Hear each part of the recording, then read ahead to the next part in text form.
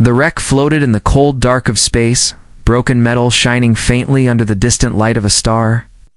It had once been a mighty alien warship, feared in battles across the galaxy.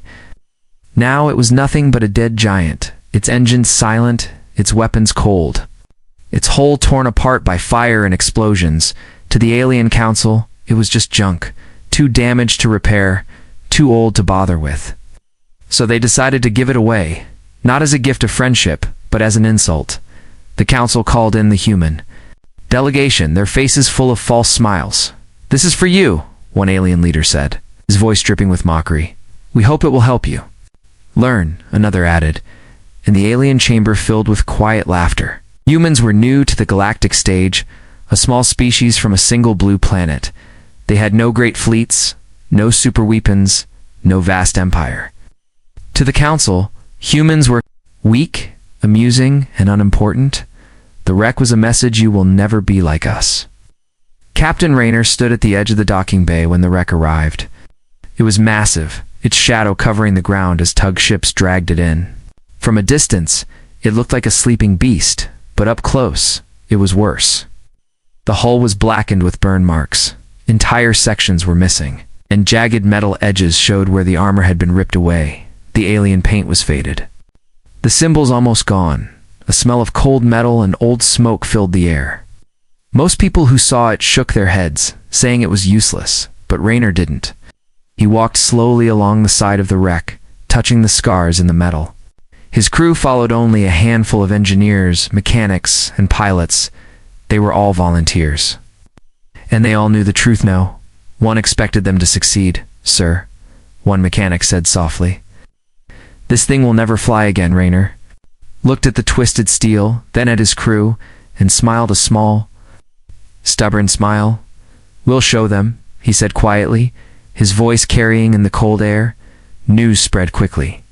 Other alien fleets sent drones to watch, eager to see humans fail. They whispered to each other in their high halls, saying they will waste years on that wreck. Some even placed bets on how long before humans gave up. It was all entertainment to them, but to the crew standing in the shadow of the broken giant, it was a challenge. The first day inside the wreck was like stepping into a tomb. Dust floated in the dim light of their helmet lamps. The walls were scorched black. Wires hung loose like vines, and the air smelled stale. Doors had been melted shut. Floors had holes that dropped into the dark. Some corridors were filled with frozen water from burst pipes, others with rubble from collapsed ceilings. The ship was silent except for the soft hum of their suits, but the crew moved carefully, making maps, marking damaged areas, and searching for anything they could save. Everywhere they looked, they found problems. The main engines were shattered. Power core was cracked and leaking strange green light. The control systems were fried. Any alien engineer would have walked away, but humans didn't. They were used to making something out of nothing. They had built cities and deserts, ships from scraps, and tools from rusted metal. This was no different, just bigger, colder, and more dangerous. That night, the crew set up a temporary base inside one of the least damaged hangars. They laid out sleeping bags on the metal floor, lit small heaters, and shared a meal of ration packs outside. The alien drones hovered silently, recording every move. Elena Rayner, second in command, sat beside him, her helmet resting on her knees. "They want us to fail," she said quietly. "I know," Rayner replied, staring at the dark ceiling. "Above them? That's why we can't." Over the next days, they started removing debris, cutting open blocked passages and salvaging whatever machinery still worked. The work was slow, the cold biting at their hands, even inside gloves. More than once, a section collapsed and nearly crushed them, but every time they got back up, repaired their tools, and kept going. Alien observers continued to laugh, sending messages like, "Do you need a real ship? Or we can sell you a shovel instead." Rayner ignored them. He was thinking of something else. How the wreck, even in its broken state, felt alive, as if it was waiting for someone to bring it back. One evening after the crew had gone to rest, Rayner stayed behind in the dark hangar. The metal walls seemed to hold the echoes of old battles. He placed his hand on the cold hull and closed his eyes. "I don't care what they say," he whispered. "We'll make you fly again." Outside, far above the planet, Alien satellites turned their lenses toward the human dock. Now some watched with curiosity, others with fear, because deep down, few of them remembered when humans were told they couldn't do something. That was when they became the most dangerous. The gift of wreckage was meant to be a joke, but for humans, it was the start of something the galaxy would never forget. The mornings on the dock were always cold, the kind of cold that seeped through clothes and into bones. But the crew was already awake before the first light touched the wreck there. Breath fogged in the air as they walked toward the massive shape of the ship, its black hull looming like a sleeping beast. Every day began the same. Check the tools, check the suits, and go back inside the metal grave. Inside the wreck was still silent. The corridors were dark and filled with dust that floated in the weak beams of their helmet lamps. The smell of burnt circuits and old smoke still lingered. Every step they took echoed through the empty halls. But now, instead of only looking at destruction, they started to see possibilities. Chief Engineer Doran was the first to say it aloud. "This frame is stronger than it looks," he muttered while examining a jagged section of the hull. Alien tech was strange to human eyes, but the base structure was solid. It had survived battles, explosions, and years in the void. If they could just restore power, the rest might follow. Raynor called the crew together in the hangar. They stood in a circle, their breath forming clouds in the freezing air. "This is the plan," he said, holding up a small data pad with a rough drawing. "We'll start with one power line, one section of lights, then we expand." It sounded simple, but everyone knew it wasn't. Half the systems were alien in design, the other half were missing completely. They would have to make parts from whatever they could find. So they scavenged. Old human cargo haulers were stripped for wiring. Mining stations sent broken generators. Junkyards on 3 moons gave them piles of old parts. Every piece was cleaned, tested, and modified to fit alien sockets. The work was clumsy and slow, but it was human work, and that made it unstoppable. The alien drones that watched them from the docks recorded everything. Clips of humans crawling through frozen corridors were broadcast across alien networks. Comments poured in from other species, mocking their effort. "They are building a coffin, not a ship," one alien leader said during a public speech. The laughter spread, but in the hangar, the humans ignored it all. They were too busy turning junk into hope. One day, while repairing a central conduit, Doran's team found something unexpected. A hidden channel ran beneath the floor, leading to a sealed chamber. The door was locked with alien security codes. Long forgotten, it took hours, but they finally cut it open. Inside was a cluster of strange, glowing tubes, some kind of alien energy storage. Even damaged, they held a faint hum of life. How? "This could work," Doran said, his voice shaking with excitement. The discovery changed everything. Instead of relying only on human-made generators, they could tap into the alien power cells. It was risky, they didn't understand the full technology, but it meant the ship might wake sooner. Raynor gave the order, "Do it." The crew worked in shifts. Connecting the cells to the rebuilt wiring, every cable was triple-checked. Every joint welded with care. One wrong connection could blow half the hangar apart.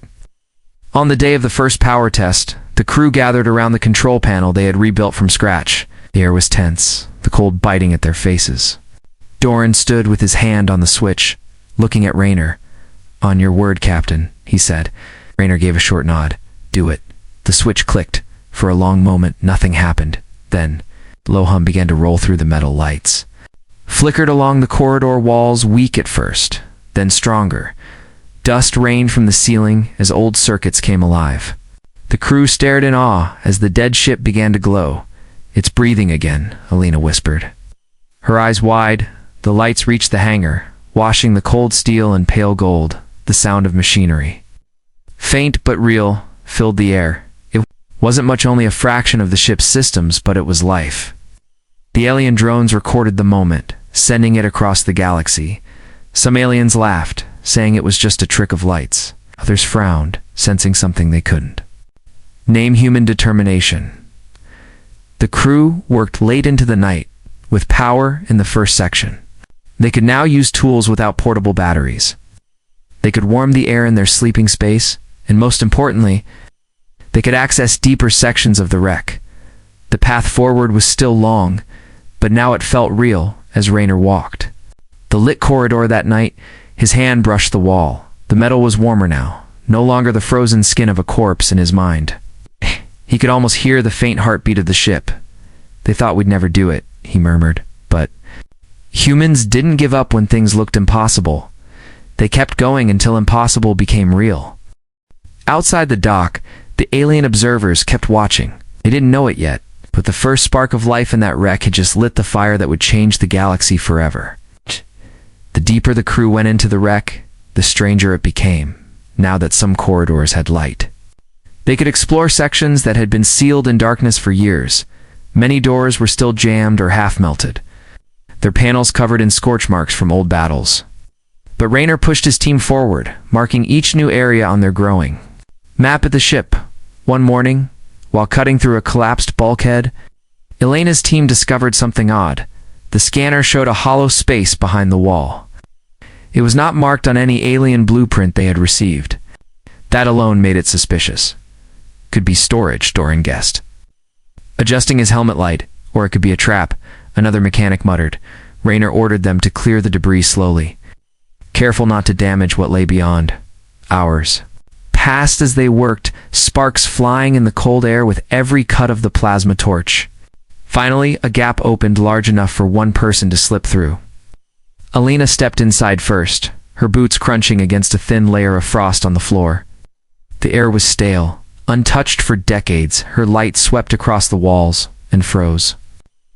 On something unexpected, in the center of the hidden chamber stood a cylindrical structure.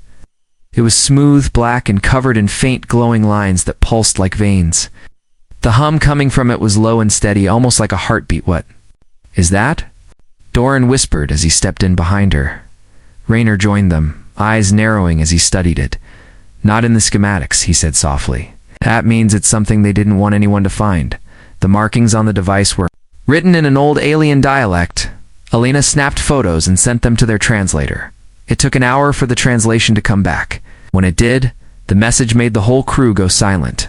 Primary weapon core, class black, unauthorized. Activation punishable by termination. A weapon core, hidden inside the wreck. Not just any weapon a class. Black designation meant it was restricted to the most dangerous technology the galaxy had ever seen. Even intact, it was a war crime to possess one. And now, humans had stumbled upon it. Elena looked at Raynor, her voice low. If the Council knows we have this, they'll send fleets, not just drones. Raynor nodded slowly. They can't know, he said firmly. This stays between us, no transmissions, no records. That leave this ship, from that moment, the work changed. In addition to repairing the ship, they now had to hide the weapon core from alien eyes. They welded new false walls around the chamber, disguised the energy readings, and rerouted power lines so they looked normal on scans, every time alien. Inspectors requested a closer look. Raynor stalled them with excuses about unstable sections and safety hazards. At night, when most of the crew slept, a smaller team stayed awake to study the core. It was unlike anything human engineers had seen, energy patterns so dense that even the strongest human reactors looked weak by comparison. Doran ran simulations quietly. If this core worked, the Dreadnought could fire a single beam strong enough to cut through any known warship in seconds. It could make them untouchable. It could also destroy them instantly if mishandled. One evening, while checking the concealment panels, Elena caught sight of a shadow moving near the sealed chamber. She drew her sidearm and followed quietly. The figure was quick, slipping through the dimly lit corridors. When she finally cornered them, it was one of the dock workers, a local, who had been helping bring in supplies. "What are you doing here?" she demanded. The man's eyes darted around nervously. "I was just lost," he stammered, but his pocket carried a small recorder, still active. Lena confiscated it and sent him away with a warning. When she told Raynor, his face hardened. "They're already trying to find out what we're hiding," he said. From then on, the crew doubled security. Only trusted members could enter the deeper sections. Every supply shipment was checked twice. The ship wasn't even fully alive yet. But already, enemies were circling. Weeks passed, and the repairs continued. The first functional weapons. Small. Railguns mounted on the outer hull were installed. They were nothing compared to the hidden core, but they would keep up appearances.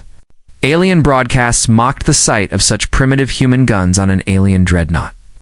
The crew let them laugh because deep inside the hull, something far deadlier was waiting. One night, during a rare quiet moment, Raynor stood alone. In the hidden chamber, his hand hovered over the glowing lines of the core. The hum was steady, almost soothing. He knew the risk, but he also knew what this meant if war came. This weapon could be the difference between Earth surviving or burning. They gave us a wreck, he murmured to the dark room, but they left us a secret they'll regret. Outside, alien drones still floated silently. Watching, but no scan, no spy, no curious. I could see the truth buried inside the Dreadnought. The galaxy thought humans were just rebuilding a broken ship. They didn't know that inside its heart, the first unstoppable human warship was already taking shape. The day of the test flight began before sunrise. The dock was alive with noise-welding sparks flying, machinery groaning.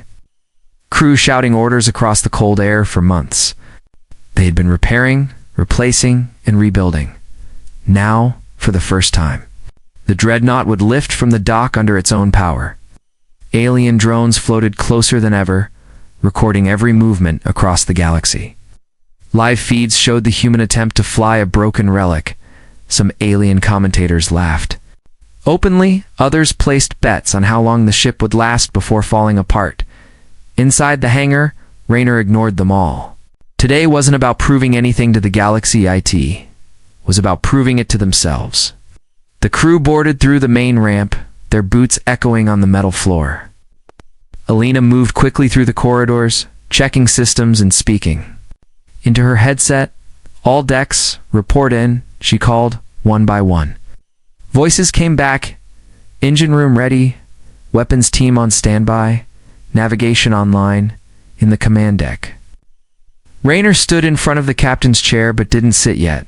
He looked around at the faces of his crew, tired. Cold, but determined. "This is it," he said quietly. "Let's wake her up." The startup sequence began. Deep in the engine room, Doran's team brought the main reactors online.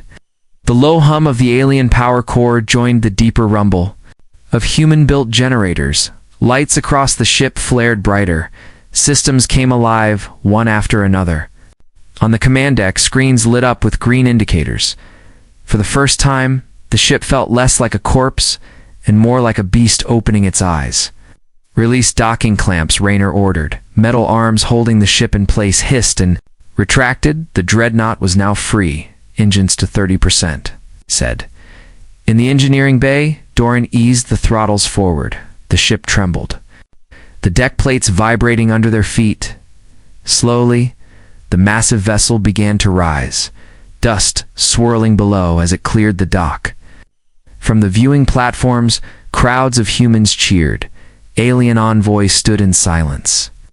Their eyes narrowing, the Dreadnought floated higher. "Clearing the last of the dock structures, engines to 50%, Raynor ordered. The ship surged forward, heading into open airspace. For a brief, shining moment, everything worked perfectly. Then the alarms began. A red light flashed. Across the control panels, power drop and port engine. Doran's voice came through the comms 10 seconds later. Another alarm blared, hull breach detected, lower cargo bay. Elena's eyes widened. That's sabotage. Those systems were secure this morning. Raynor's jaw tightened. "Seal the breach. Reroute power to starboard engines," he ordered without hesitation. The ship began to tilt, drifting toward the coastline far below. Wind screamed across the hull as the Dreadnought lost altitude. In the hangar bay, engineers scrambled to close emergency bulkheads. A blast shield slammed into place just as fire burst from a damaged conduit. Doran's team worked furiously, patching lines with whatever they could find: metal plates, insulated cables, even stripped wiring from unused sections. The smell of burning metal filled the air, stabilizing. "Now," Doran shouted. The ship leveled out, the controls responding again. Raynor let out a slow breath. "All right," he said calmly. "Let's finish what we started." The Dreadnought climbed higher. Breaking through the low clouds, the alien drones followed, their lenses focusing on every detail. Far below, the ocean glimmered, and the coast became a thin line. Rayner gave the next order. "Take her into orbit!" The engines roared, the deck vibrating harder as the massive ship pushed through the atmosphere. The sky darkened, stars appearing one by one, until space stretched endlessly ahead. When the ship broke free of gravity, silence settled over the crew for a moment. They had done it against every doubt, every insult, every attempt to stop them. The wreck was flying on alien worlds. The live feed showed the impossible humans, in command of a dreadnought that should never have left the dock. Some viewers were impressed, others worried, and a few very quietly began to fear. The test wasn't over yet. Rayner ordered navigation to bring the ship through a set of maneuvers, banking turns, acceleration bursts, and simulated evasive patterns. The dreadnought handled clumsily at first, but with each adjustment, it moved more smoothly. The controls felt alive in the crew's hands. The hull groaned but held strong. By the time they finished the last turn, Alina smiled for the first time that day. "Chilates?" she said simply. Rayner nodded but didn't relax. "We still have work to do." He said, "Set course for home." The dreadnought descended, back toward the planet, re-entering the atmosphere in a trail of fire. When it touched down in the dock again, the ground trembled under its weight. The moment the engines powered down, the crew erupted in cheers, but Rayner only looked at the alien observers standing far away. Their smiles were gone. They knew what this meant. The humans weren't just fixing a relic. They were building something dangerous. That night, after the crowds left, Rayner walked alone through the dim corridors of the ship. His hand traced the cold walls. The sabotage had failed. The dreadnought had survived, and somewhere in its hidden heart, the Class Black Weapon Core waited for the day it would be unleashed. The first test flight had changed everything. The wreck was no longer just a pile of broken metal. It was alive. It had flown through the sky, crossed the edge of space, and returned in one piece. But for Rayner, that was only the beginning. The next morning, the crew gathered in the main hangar, their faces lit by the pale blue light of the ship's core systems. Rayner stood before them, a datapad in his hands. "We've proved she can fly," he began, his voice steady. "Now we make her unstoppable." No one spoke, but the fire in their eyes was answer enough. The first task was to strip away what was weak. Sections of the alien armor were too damaged. To protect against modern weapons, human engineers began peeling away massive plates of blackened metal, their heavy machinery grinding and hissing as it tore the old layers free in their place. They installed a new alloy, a mix of human steel and salvaged alien composites. It was lighter, stronger, and designed to bend instead of shatter under fire. Every day, the dock echoed with the sound of work. Massive cranes lowered replacement parts onto the hull. Welding sparks rained down like brief stars in the shadows. The crew worked in shifts, never letting the noise stop. The dreadnought was becoming something new, not just repaired, reborn. Doran oversaw the weapons upgrade. The alien guns that had survived were powerful, but incompatible with human control systems, so the team tore them apart, studying every circuit and mechanism, piece by piece.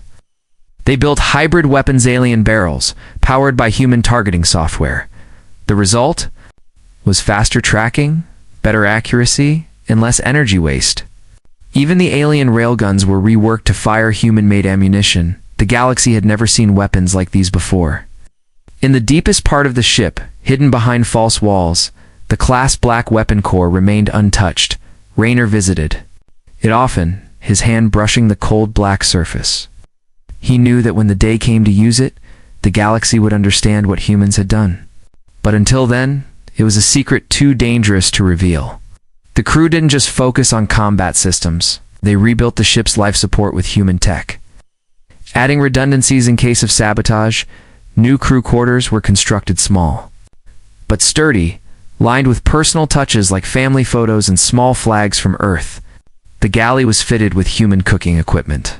Yes. Because Rayner knew a well-fed crew was a loyal one. Meanwhile, alien observers kept up their mockery. On public networks, commentators called the dreadnought the Rust Bucket. They laughed. at images of humans mixing scrap with advanced alien systems. But inside the dock, the crew ignored them. They weren't building this ship to impress, they were building it to win. Halfway through the upgrades, trouble came, a shipment of armor. Plating was delayed when it finally arrived. Several crates had been tampered with tracking devices hidden inside. Alina found them during inspection, her jaw tightening as she crushed one under her boot. "They're trying to map the ship from the inside," she told Raynor. He nodded, his voice low. "Then we give them nothing." From that day on, supply deliveries were opened only inside sealed, shielded rooms. As the weeks passed, the Dreadnought's shape changed. The new armor gleamed in the light, its edges sharper, its lines cleaner. Fresh turrets dotted the hull, their movements smooth and precise beneath the surface. The engine rooms hummed with upgraded power cores. Even the navigation systems were improved, allowing the massive vessel to turn faster and respond quicker than any alien thought possible. The crew tested each system and controlled trials. Target drones were obliterated in seconds. Armor plates withstood simulated bombardments. The engines pushed the ship through short bursts at speeds that shocked even the pilots. Each success brought more confidence. Each improvement brought them closer to their goal. One night, as work lights glowed along the dock, Raynor stood at the bow of the ship, looking out over its massive length. He remembered the first day it had arrived, a burnt, silent hulk given as a joke. Now, it was something else entirely. Every piece of metal, every bolt, every wire carried the touch of human hands. And soon, it would carry human victory. Doran approached, his face smudged with grease. "She's ready for another flight test," he said. Raynor's lips curved into a small smile. "This time," he replied, "we won't just flywheel show them what she can do." The upgrades had given the Dreadnought strength, but the next mission would give it something even more important: reputation. And in the galaxy, reputation was often more dangerous than any weapon. The call for help came in the middle of the night cycle. A human colony on the edge of the frontier was under attack. A pirate fleet, fast, ruthless, and well-armed, was raiding their cargo ships and forcing families from their homes. The colony's small defense ships were no match. Their transmissions crackled with panic, the voices desperate. If no help came, they would be destroyed. Raynor listened in silence from the command deck. Alina stood beside him, reading the incoming reports. The Alien Council had already dismissed the plea. To them, the colony was too small, too far, and not worth the risk. But Raynor's answer came without hesitation. "Prepare the ship," he said, his voice calm but heavy with purpose. The crew moved quickly. Engines roared to life. The new armor gleamed in the dock lights.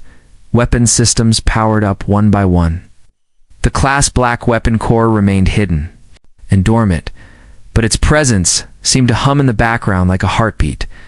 This wasn't a drill. This would be their first real fight. Alien observers scrambled to reposition their drones. The idea of humans sending their patched-up wreck into a live battle was perfect entertainment to them. Messages flashed across. Galactic network bets were being placed on how many minutes the ship would last. Some guessed 10, others only 5. Raynor ignored it all. He wasn't going to the frontier for glory. He was going for the people who had no one else coming. The Dreadnought tore through the black of space. Its engines burned bright, cutting across the void with a steady, unstoppable pace in the command deck. The crew watched the tactical map as red markers the pirate fleet moved closer to the colony. "Time to contact. 20 minutes, Alina reported. Raynor gave a short nod. "All stations prepare for combat." When the Dreadnought dropped out of FTL, the scene ahead was chaos. Pirate ships circled the colony's freighters like vultures, firing at their engines to disable them. One freighter had already begun to break apart, spilling containers into space. Families on escape pods drifted dangerously close to enemy fire. The pirates hadn't even noticed the humans yet. Target-led ship, Raynor ordered. The weapons team locked on. The hybrid railguns rotated smoothly, their barrels glowing faintly. "Fire," he said. A single shot roared through the void. It punched straight through the pirate flagship's shield and tore the vessel in half. The rest of the fleet froze for a moment, stunned. Then they turned and came at the Dreadnought, bright streaks of enemy Fire lit up the darkness. Shields flared under the impact. Armor rang with each hit, but the ship held firm. Human and alien systems worked in perfect harmony. Responding faster than any pirate pilot expected, the Dreadnought swung to the side, unleashing a broadside volley that shredded two more ships. The comes lit up with confused chatter from the pirate captains. "This isn't possible," one voice said in disbelief. "It's just a broken council ship. How is it doing this?" They didn't know the truth. They didn't know what humans had built as the battle raged. Rayner's eyes flicked to the tactical display. There were still too many enemies. Some were trying to flank the colony. He tapped a command key. His voice low, "Bring the special systems online." Elena's head snapped toward him. "You mean?" "Yes," he said, "but just a fraction, deep inside the ship." The class black weapon core stirred. Power surged through hidden conduits. Sensors across the pirate fleet screamed warnings. Detecting an energy spike, unlike anything they'd seen, Rayner gave the order, "Fire," from the Dreadnought's underside. A beam of pure light erupted. It cut through the void, slicing the pirate cruisers cleanly in half. The remaining ships broke formation instantly. Some fled into FTL without even returning fire. Others powered down and sent surrender codes. The colony was safe. The pirates were gone. In the command deck, the crew sat in stunned silence for a moment. They had just seen what their ship could really do. Then cheers broke out, echoing through the steel corridors. Rayner allowed himself a small smile, but only for a second. From the Dreadnought's underside, a beam of pure light erupted. It cut through the void. Slicing two pirate cruisers cleanly in half, the remaining ships broke formation instantly. Some fled into FTL without even returning fire. Others powered down and sent surrender codes. The colony was safe. The pirates were gone. In the command deck, the crew sat in stunned silence for a moment. They had just seen what their ship could really do. Then cheers broke out, echoing through the steel corridors. Rayner allowed himself a small smile, but only for a second. "Power down the core," he ordered quietly. "No one outside this ship knows it exists." The colony hailed them. There. Voices full of gratitude. Families on the freighters and escape pods thanked the crew again and again. Children pressed their hands against the glass of observation decks, waving as the Dreadnought passed. For them, the humans had arrived like saviors from the dark. But across the galaxy, the reaction was far from grateful. Alien military councils replayed the battle footage again and again. No one could explain how the humans had destroyed ships so quickly. No one wanted to believe the truth that the wreck they had mocked was now the deadliest vessel in known space. That night, as the Dreadnought made its way back to dock, Rayner stood alone in the dim command deck. The stars stretched endlessly ahead. "Cold and quiet, they wanted us to fail," he said softly to himself.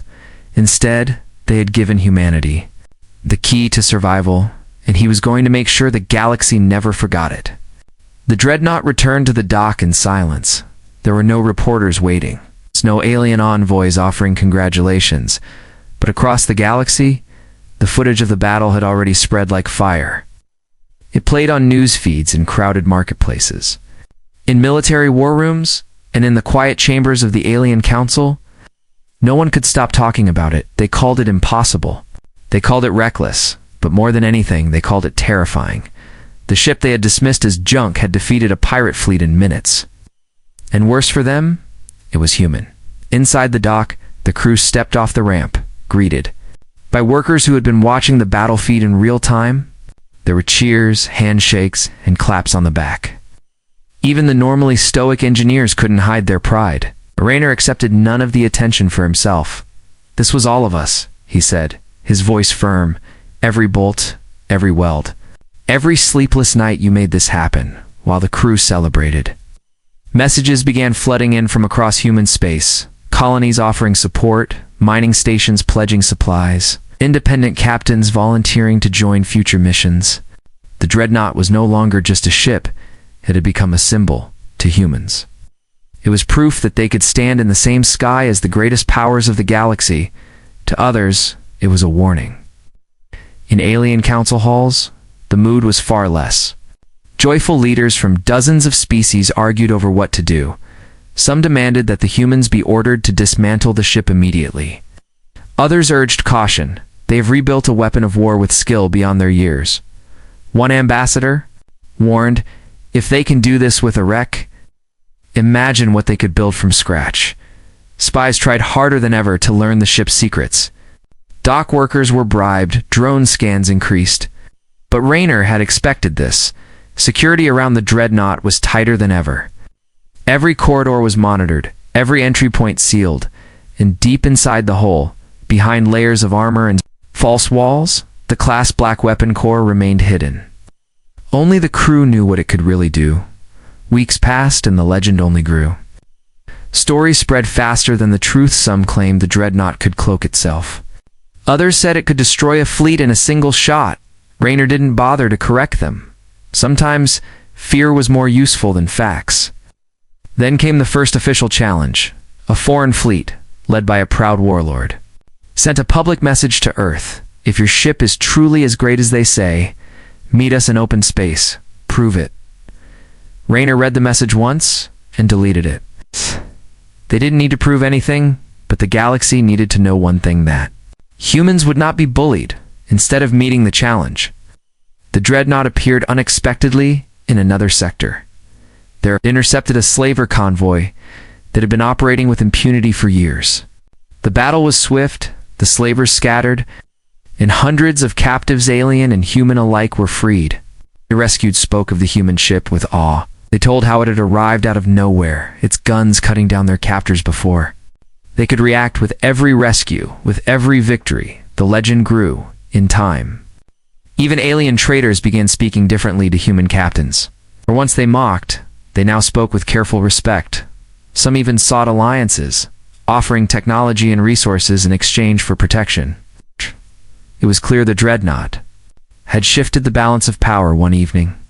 Months after the first battle, Rayner stood on the observation deck. The ship was quiet, most of the crew asleep. Through the wide glass, the stars burned cold and bright. Alina joined him, carrying 2 mugs of coffee.